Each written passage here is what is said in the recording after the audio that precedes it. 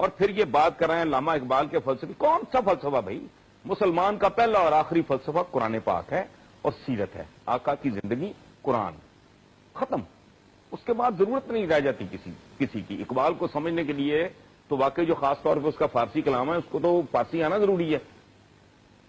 وہ دین کے بارے میں تو کہا گیا کہ تمہارے لیے سہل کر دیا گیا. یہ زندگی برباد ہی مسلمانوں کی اس طرح کے لوگوں نے کیا. مسلمانوں میں کوئی ہیرو نہیں ہے. ایک رول ماڈل نبی کریم کی ذات قرآن ہے. ایک اچھی شاعری ہے، لڑا دے ممولے کو شہباز سے. کدھر لڑا دے ممولے کو شہباز سے؟ ممولا خالق کائنات نے شہباز کو اور طریقے سے ڈیزائن کیا ہے. ممولا اس لیے ڈیزائن نہیں کیا تھا. یہ شعری مبالغہ ہے. مطلب شاعر جتنا بھی بڑا ہو، اسلام میں تو ویسے ہی کوئی شاعری کی گنجائش نہیں ہے، تو اس کو اتنا زیادہ آؤٹ آف پروپورشن. اور ایک اور بات کہ یہ چونکہ اقبال کو نہیں سمجھا گیا تو وہ اقبال سے بہت پہلے ذلت کا کاروبار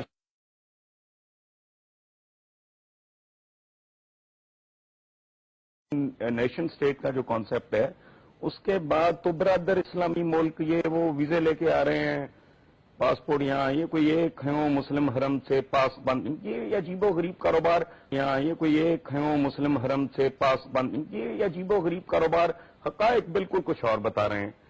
دوسری بات یہ ہے کہ اگر یہ اتنا ہی بڑا یہ وہ ہے تو یوں ہے. میں تو شاعر مشرق بھی کہتے ہوئے مجھے تو کوفت ہوتی ہے. چونکہ مشرق میں چائنیز جیسی خوفناک سویلائزیشن ہے، ان کے اپنے اتنے بڑے برینز ہیں، اس میں جیپنیز بھی شامل ہیں. اور مشاہیر کی ڈیفینیشن کیا ہے؟ کامران آپ ایک بات ذہن میں رکھیں جی. مشاہیر صرف وہ ہوتے ہیں جو بنی نوع انسان کی اجتماعی صورت گری کریں.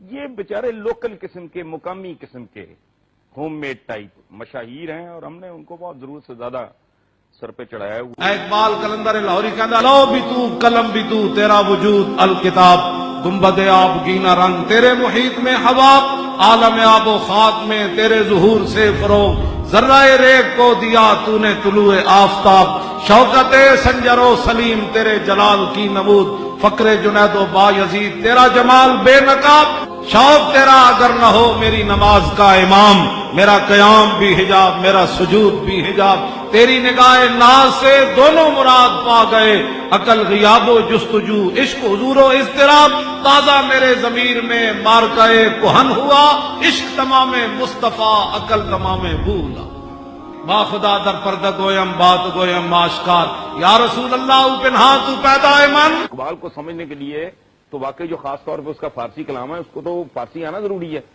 اقبال کہتا یا رسول اللہ سے تو پردے میں بات کرتا ہوں، آپ سے آمنے سامنے بات کرتا ہوں. میں کلام اقبال دا حافظ ہاں جی، میں وہی سنانا سویر تک کو بھی نہیں پڑھا. ہاں میں اس بات کو ایویں میں اقبال نال محبت نہیں کرتا. میں اقبال دی مٹی جڑی نا قبر دی وہ مواجہ شریف دے سامنے پچھوائی